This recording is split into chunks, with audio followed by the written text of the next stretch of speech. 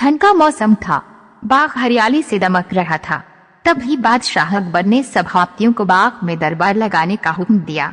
हुक्म की तालीम हुई और पूरा दरबार अकबर और बीरबल बाग में बैठे। अकबर के आदेश पर बीरबल सभा में न्याय का कार्य देख रहा था। कई लोगों की न्याय याचिका सभा में पढ़ी गई, जिनका बीरबल ने अपनी सूझबूझ से न्याय किया। लगभग सारी याचिकाएं पढ़ी गई। न्याय के इस कार्य में कई घंटे बीत गए। थोड़ी देर बाद दरबार में एक व्यापारी आया। उसने चोरी की अर्जी लगाई थी। उसने कहा, एक बार वो दिल्ली गया था, वहाँ उसने सोने का कबूतर देखा। उसके पंख सोने के थे। उसने वो कबूतर पूरे 10 सोने के सिक्के देकर खरीदा था। दिल्ली से आने के बाद उसने उस कबूतर को अपने घर में पिंजरे में रखा था और रोज सुबह और शाम उसे दाना डालता था। रात्रि को उसने दाना डाला था, लेकिन अगले दिन उसने बाहर जाना था, इसलिए ये कार्य घर के नौकरों को सौंप दिया।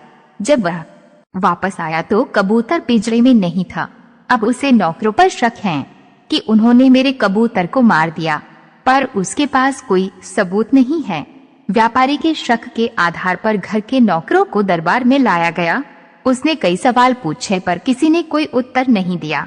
समझना मुश्किल था कि कबूतर को किसने गायब किया।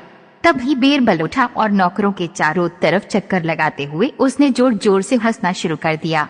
अकबर ने हंसने का कारण पूछा। तब बीरबल ने हंसी रोकते हुए बोला, महाराज, चोर तो हम सब के सामने ही हैं। उसने जब कबूतर को पकड़ा तो कबूतर के पंख उसकी पीठ पर कमीज के ऊपर चिपक गए, जिसे वो हटाना भूल गया और दरबार में आ गया।